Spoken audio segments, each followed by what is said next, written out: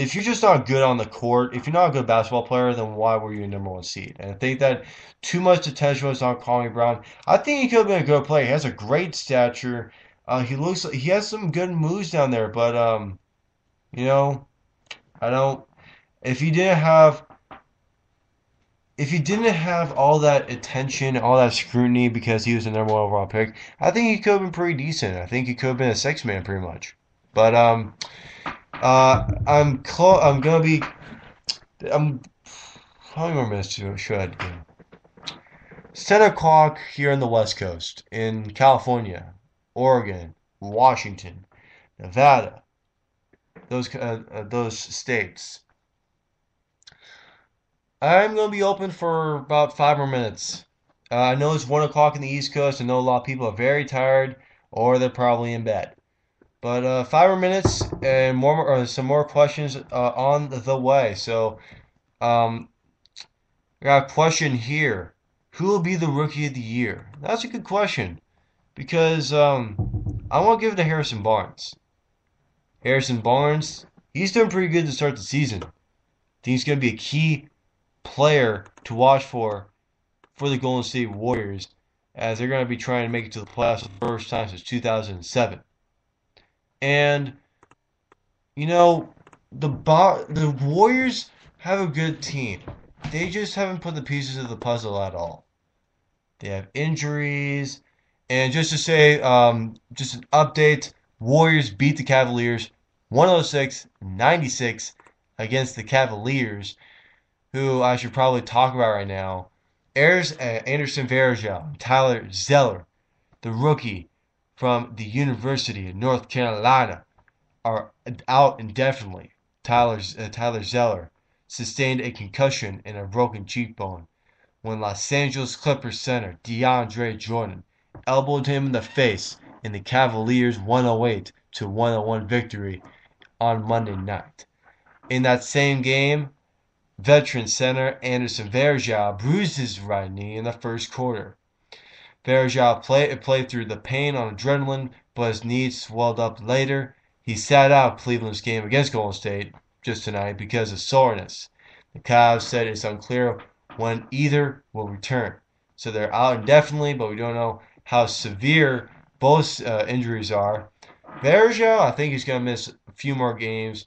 At the most, 6. At the least, 2. Tyler Zeller, concussion, that's going to be pretty bad. What's with the rookies and concussions? Got Anthony Davis, Tyler Zeller. What's going on? Um, broken cheekbone. That sounds painful, but that's Zeller's gonna be out for at least a week, one more week, and at the most 3 weeks. So concern I have for the Cavaliers. Yeah, I have a lot of concern. Let's go back to the Cavaliers Warriors game. Cavaliers, Tristan Thompson, 11 points, 10 rebounds. Kyrie Irving, 28 points, 7 rebounds, 7 assists, 6 rebounds. And then off the bench, Daniel Gibson, 12 points. He was 4 from 8 from downtown. For the Warriors, David Lee, 22 points, 14 rebounds, 6 assists. Also with him in the assist column with 6 assists is Stephen Curry, who had 21 points off 8 of 14 shooting from the field. Off the bench, Carl Landry, which I said was going to be a kick off the bench, 19 points, 9 rebounds in 26 minutes of play as the Warriors take the win 106-96. Big reason why the Warriors take the win in this game is because of the play of the big men.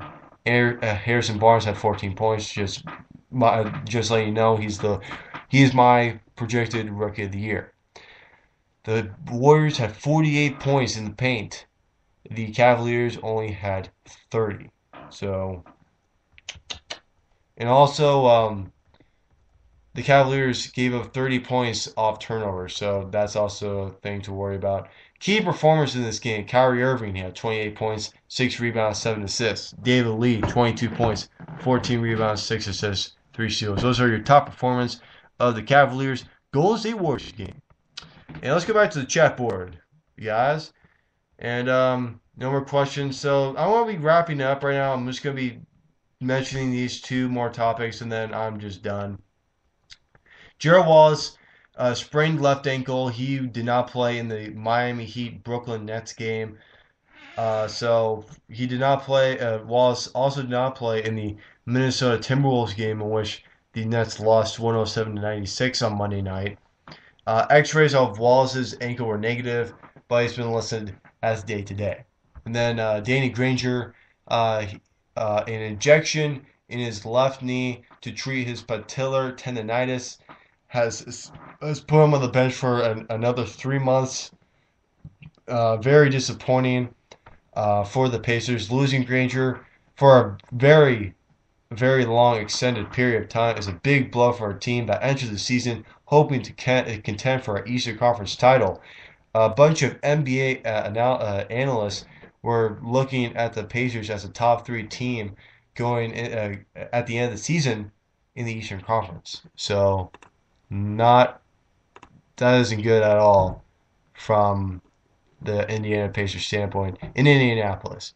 So I've been doing a very long show, and I am going to wrap it up.